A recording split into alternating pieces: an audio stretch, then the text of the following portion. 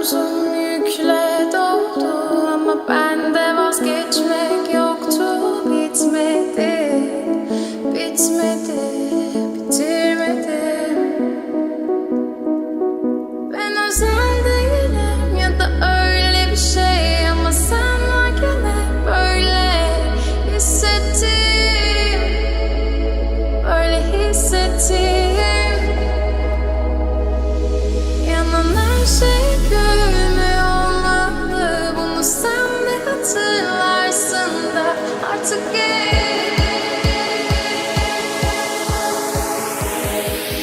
böyle hissettim.